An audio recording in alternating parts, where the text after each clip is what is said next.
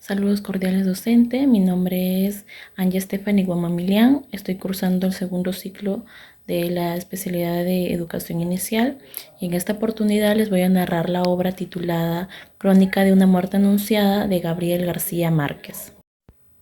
Aquella mañana Santiago había tenido un sueño algo extraño. Soñó que caminaba por un bosque de higuerones donde caía una llovizna suave. En el sueño él se sentía feliz, pero al despertar como que sintió una sensación algo desagradable porque fue como que él pensara que le había sido salpicado por excremento de pájaros. Su madre, Plácida, quien era conocida en el pueblo por interpretar aquellos sueños, en ese momento le dijo que eso era una buena señal, sin imaginar que esto era como un anuncio hacia la muerte de su hijo. Santiago había dormido poco la noche anterior porque había sido la gran boda de Bayardo y Ángela, pues todo el pueblo había participado de aquella gran celebración. Ese día, pues él vistió completamente de blanco, fue muy elegante y solamente las usaba en aquellas ocasiones especiales, ya que normalmente los lunes iba vestido con ropa de montar, porque también debía de encargarse de la hacienda El Divino Rostro, que fue heredada por su padre. Santiago era un joven alegre, pacífico y muy parecido a su padre, pues él también había heredado el amor hacia los caballos y las armas. Además, también aprendió a ser prudente con las armas porque de niño también presenció un accidente terrible, pues una pistola se disparó accidentalmente y la bala atravesó varias casas hasta destruir una imagen de una iglesia. Desde ese entonces, Santiago nunca dejaba las armas cargadas dentro de la casa. Antes de salir, Santiago pasó por el cuarto de su madre porque quería tomar una pastilla porque le dolía la cabeza. Ella le recomendó pues llevar paraguas porque parecía que iba a llover, pero él simplemente no le hizo caso y se fue, sin saber que esa sería la última vez que Plácida vería vivo a su hijo. Victoria Guzmán odiaba a Santiago porque años atrás había sido amante de su padre Ibrahim y pues ella había notado que Santiago comenzaba a mirar de otra forma a Divina Flor con las mismas intenciones que su padre hacía con ella. Es por ello también de que, a pesar de que ella sabe los planes de asesinato, pues decide simplemente no advertir a nadie. Cuando Santiago sale de la casa, Divina Flor pues deja la puerta abierta porque pensaba regresar rápidamente. Sin embargo, pues nunca se imaginó que esa puerta justamente iba a ser la clave para la tragedia que sucedería. Debajo de la puerta había un sobre donde alguien advertía que los hermanos Vicario lo estaban esperando para asesinarlo. En el papel explicaba incluso los motivos y el lugar donde ocurrirían los hechos. Pero Santiago pues nunca vio el mensaje y tampoco nadie lo vio hasta después que pasó el crimen. Mientras tanto, en una tienda cerca a la plaza estaban Pedro y Pablo Vicario, los gemelos que habían decidido asesinar a Santiago. Ellos pues tenían alrededor de unos 24 años y llevaban cuchillos para poder realizar dicho acto. Ellos incluso habían pasado horas esperando, aunque también decían públicamente lo que querían hacer con Santiago, pues porque parecían más bien ellos como que cansados y confundidos y lo hacían como para ver si es que alguien de repente los detenía. Clotilde, la dueña de la tienda, fue una de las pocas personas quien tomó en serio la advertencia de los gemelos. Cuando vio pasar vestido de blanco a Santiago, dijo que parecía haber visto a un fantasma. E incluso les rogó a los gemelos para que cometieran dicho crimen después de la llegada del obispo. Pues el pueblo entero ya se encontraba a la espera de la llegada del obispo, pero sin embargo, cuando el buque llegó, el obispo nunca bajó, simplemente hizo la señal de la cruz y continuó su camino. Esto también hizo que el pueblo pues se sintiera un poco decepcionado, ¿no? Santiago continuó tranquilamente caminando, conversó incluso con Cristo, decidió también ir a desayunar después de cambiarse de ropa, pues también nadie creía en sí que todos supieran que lo iban a matar menos él. Capítulo 2. Bayardo San Román llegó al pueblo unos 6 meses antes de su matrimonio. Desde el primer momento pues llamó la atención de todos porque parecía un hombre muy distinto a los demás. Llegó un buque semanal usando ropa elegante, botas finas y una presencia que imponía respeto. Tenía aproximadamente unos 30 años, los ojos claros y la piel bronceada. Es por ello que muchas mujeres quedaron impresionadas con él apenas lo vieron. Magdalena fue una de ellas. Sin embargo, aunque parecía encantador, pues también tenía como que algo misterioso. Nadie sabía realmente quién era ni de dónde venía. Algunos decían que era ingeniero, otros que había participado en guerras, otros que también había sido un aventurero, pero Bayardo hablaba mucho de las cosas con bastante seguridad, como si pudiera hablarlo o hacerlo todo perfectamente. El pueblo entero comenzó a admirarlo rápidamente. La madre del narrador incluso escribió que Bayardo nadaba en oro, porque siempre daba la impresión de tener muchísima riqueza. Pero aunque todos lo admiraban, la madre del narrador siempre sentía como cierta desconfianza de él. Tiempo después también se descubrió cuál era la intención de casarse. Tiempo después se descubrió cuál era su intención de querer casarse. Bayardo vio por primera vez a Ángela cuando ella cruzaba la plaza junto con su madre llevando algunas flores artificiales. Mientras más adelante también se llegan a encontrar en una verbena donde Ángela estaba encargada de cantar los números de la rifa, donde el premio principal era una ortofónica muy elegante con unos adornos de nácar, en donde Bayardo preguntó que cuál era su costo, en donde Ángela solamente respondió que no estaba a la venta, pues sino que estaba siendo rifada. Entonces él le había respondido que mejor era de la forma que él decía, pues era más fácil para él. Después también ella descubrió que él había comprado todos los números de la rifa solamente para poder ganar el premio y poder regalárselo a ella. En esa misma noche, Ángela encontró la ortofónica en su casa envuelta como un regalo de cumpleaños. Su familia se escandalizó un poco porque no querían aceptar regalos tan costosos de una persona que apenas conocían. Es por eso que Pablo y Pedro fueron a devolver dicho regalo. Pero después, como que todo salió al revés porque los gemelos terminaron emborrachándose con Bayardo y regresaron a la casa acompañándolo para continuar la fiesta. Desde ese momento, pues como que Bayardo comenzó a ganarse la confianza y el cariño de la familia Vicario.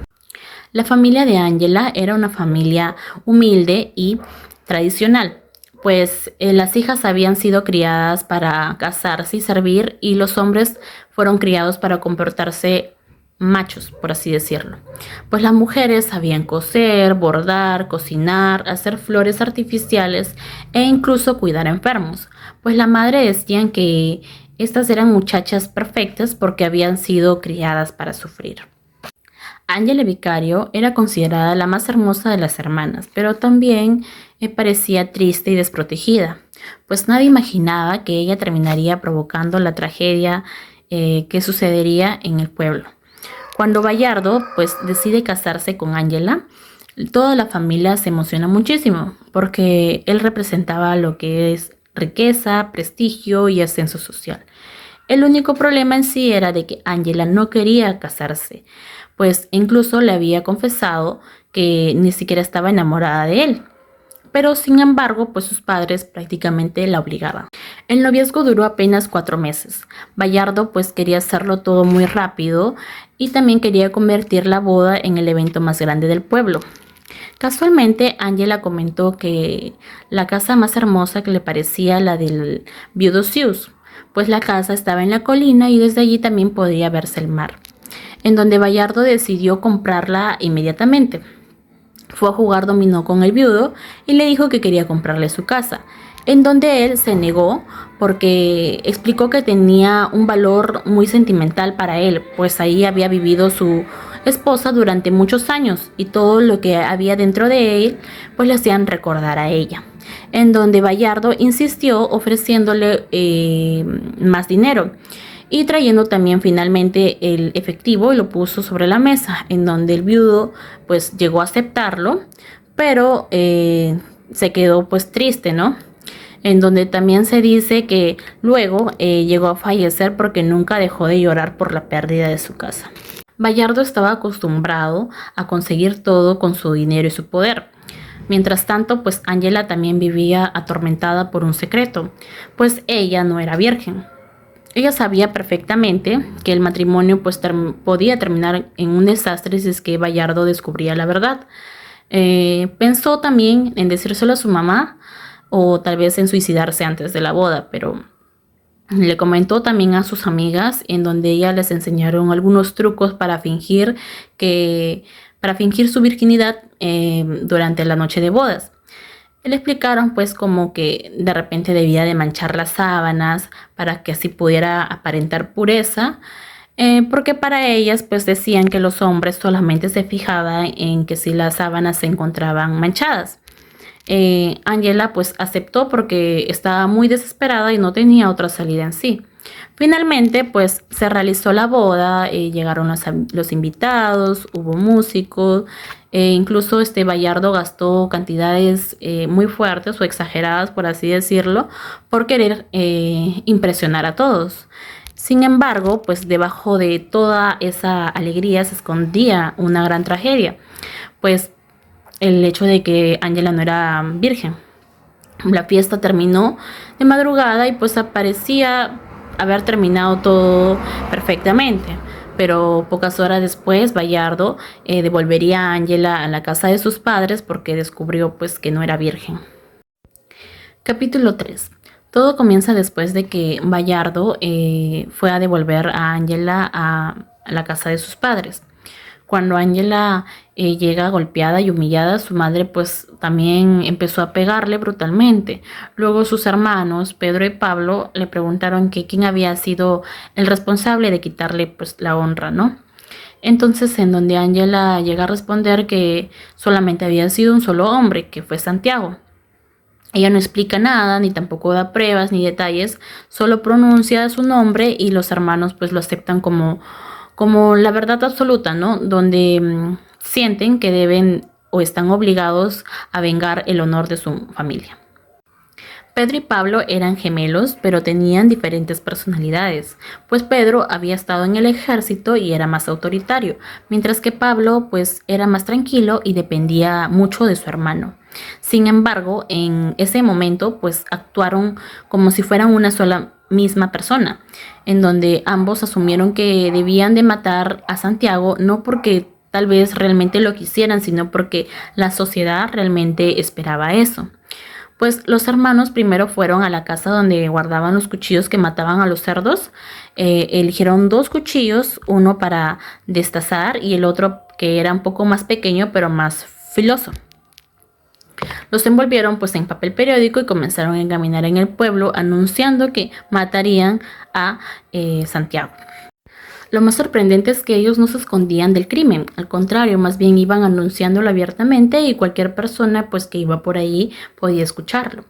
Es por eso también que muchos habitantes del pueblo pensaron que de repente en el fondo los gemelos no querían matar a Santiago y que esperaban que quizás alguien los detuviera antes de que cometieran dicho crimen. Por ejemplo, cuando fueron a la tienda de la señora Clotilde, a tomar café y aguardiente, pues ellos anunciaban que iban a matar a Santiago. Clotilde fue pues una de las pocas personas que comprendió en sí la gravedad de lo que ellos estaban anunciando. Y ella notó que los hermanos pues como que estaban nerviosos, agotados, hasta incluso se podría decir que tristes. Y más tarde diría que parecían 2 pobres muchachos abandonados o arrepentidos de dicha acción. Clotilde trató desesperadamente de evitar dicha tragedia. Primero pues les dio mucho alcohol esperando que capaz se duerman o se arrepientan de hacerlo. Luego trató de avisar a ciertas autoridades para ver qué podían hacer ante dicha situación. Uno de los primeros en enterarse fue el coronel Lázaro, quien también era el alcalde del pueblo. Cuando le dijeron, pues simplemente él no tomó la situación con mucha seriedad y simplemente fue y les quitó los cuchillos y les ordenó que se vayan a dormir, diciendo pues que ya no tenía con qué hacer dicho acto y que ya no iban a matar a nadie. Sin embargo, cometió un grave error porque nunca los arrestó a los hermanos ni tampoco avisó directamente a Santiago. Apenas también el coronel se fue, pues Pedro y Pablo consiguieron otros cuchillos en la casa y volvieron a esperar. Mientras tanto, pues el rumor del asesinato comenzó a expandirse por todo el pueblo. Muchísimas personas se llegaron a enterar. Sin embargo, cada uno pensaba que alguien más ya le había avisado a Santiago, ¿no? Todos tenían una pequeña parte de culpa porque nadie actuó realmente como debió ser, ¿no? Pues incluso el padre, quien era sacerdote, el padre Carmen, pues escuchó también la noticia y tampoco hizo nada al respecto. Pues dijo más bien que estaba ocupado esperando al obispo y que también pues creía que todo era una parte de exageración, ¿no? Hubieron también ciertas coincidencias porque una mujer también le avisó como que advirtiéndole a Santiago sobre el peligro que él corría, ¿no? Pues en la carta se decía quiénes querían matarlo, por qué motivo y dónde también querían esperarlo. Sin embargo, pues esa carta nunca fue leída. Cristo, también quien era el mejor amigo de Santiago, cuando finalmente se enteró del peligro en sí que su amigo corría, pues salió desesperado a buscarlo en sí por todo el pueblo.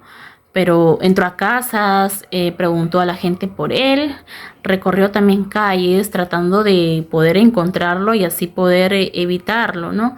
O también yendo a ver a los gemelos, pero no fue suficiente porque ya era demasiado tarde.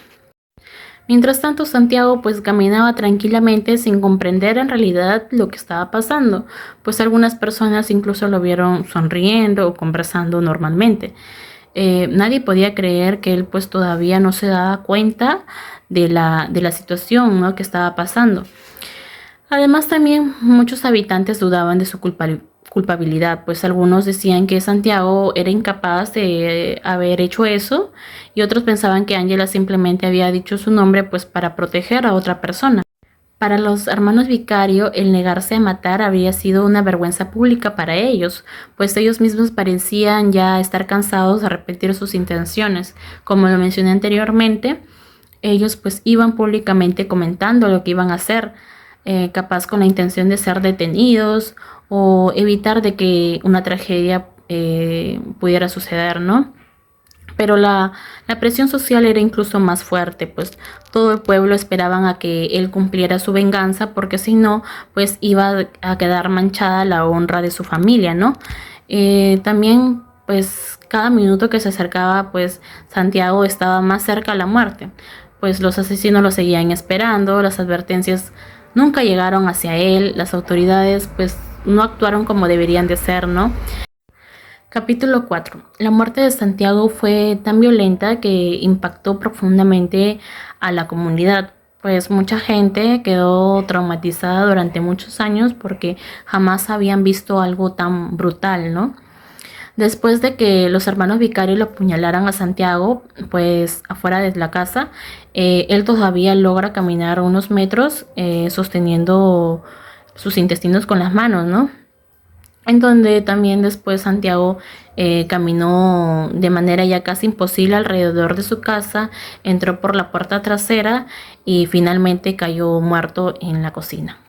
La noticia se expandió rápidamente por el pueblo y comenzó pues una especie de caos, ¿no? Como no había doctor disponible, el padre Carmen tuvo que realizar la autopsia. La autopsia pues también fue como que algo terrible y desordenado porque el sacerdote no tenía la suficiente experiencia como para poder realizarlo bien y pues sí, prácticamente tuvo que destruir el cuerpo de Santiago mientras intentaba examinarlo, ¿no? Lo que decían era de que tenía múltiples heridas profundas en el pecho, en el abdomen, los brazos y las manos. También descubrieron que había perdido muchísima sangre y que algunas heridas habían destrozado pues algunos órganos importantes. Además, por el calor del pueblo, el cadáver pues estaba descomponiéndose más rápidamente, ¿no? Y el olor era tan fuerte que muchas personas pues no podían soportarlo. Incluso los perros que se acercaban por el olor de la sangre tenían que estarlo separándolos constantemente. Plácida, quien era la madre de Santiago, pues quedó completamente destruida emocionalmente, por así decirlo, porque sentía culpa el haber cerrado la puerta principal pensando que su hijo ya se encontraba dentro, cuando realmente pues lo dejó afuera con los asesinos, ¿no? Ese pequeño error como que también le atormentó toda su vida. Por otro lado, los hermanos Vicario no escaparon después del crimen, pues ellos mismos fueron a entregarse porque consideraban haber cumplido con una obligación de honor. Durante el juicio también ellos declararon que eran inocentes ante Dios y ante los hombres, porque habían actuado así para defender simplemente la honra de su hermana. También lo más impactante es de que gran parte del pueblo pues estaba de acuerdo con ellos. Muchas personas consideraban que los hermanos simplemente no tenían otra opción y que cualquier hombre honorable pues habría hecho lo que ellos hicieron, ¿no? Sin embargo, aunque los hermanos aparentaban ser fuertes, pues quedaron también afectados psicológicamente. Pablo Vicario pues sufrió problemas estomacales constantemente debido al estrés, mientras que Pedro Vicario pues sufrió miedo, insomnio y recuerdos también traumáticos de lo sucedido. A pesar de todo, pues finalmente terminaron absueltos por el tribunal, porque ellos consideraron que actuaron bajo una causa moral que también fue aceptada socialmente, ¿no? Mientras tanto, pues Bayardo desapareció completamente del pueblo. Después de devolver a Ángela, pues él tomaba mucho y sin control. Pasaba los días encerrados y destruido emocionalmente, hasta que su familia pues finalmente tuvo que llevarlo ya casi inconsciente, ¿no? Muchas personas también pensaron que no volverían a verlo.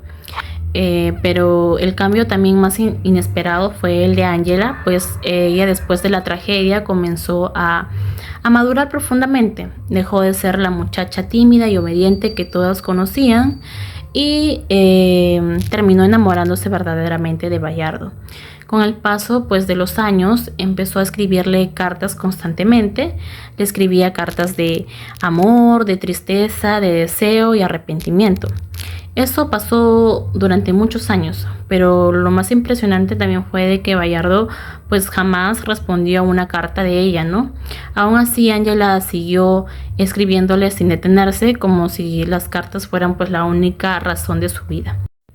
Capítulo 5. Después de despedirse de varias personas en el puerto por la llegada del obispo, Santiago comenzó a caminar hacia su casa sin imaginar que los hermanos Vicario pues lo estaban esperando.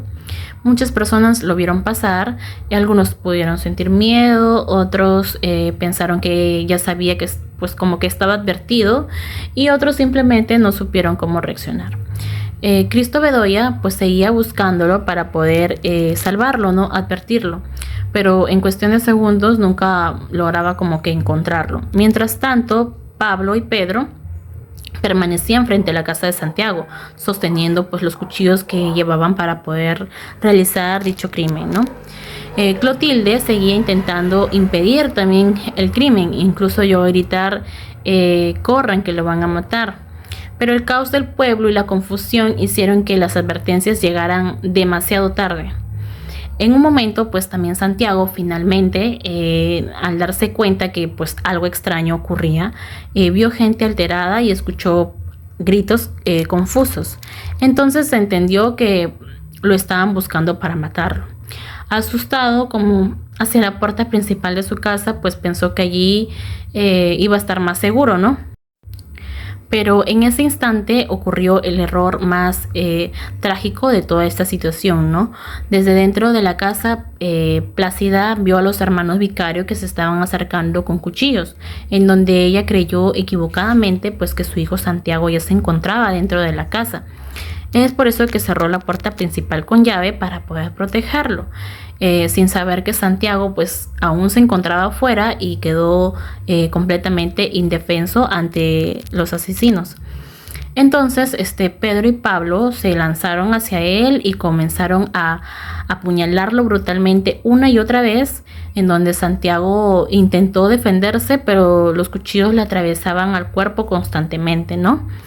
Es por eso también donde Santiago llega a caerse y después de recibir tantas múltiples heridas, en donde logró caminar así lentamente alrededor de su casa mientras sostenía sus intestinos, en donde varias personas también lo vieron avanzar casi como que ya un fantasma, y donde finalmente entró por la puerta trasera de la cocina y cayó muerto frente a todos.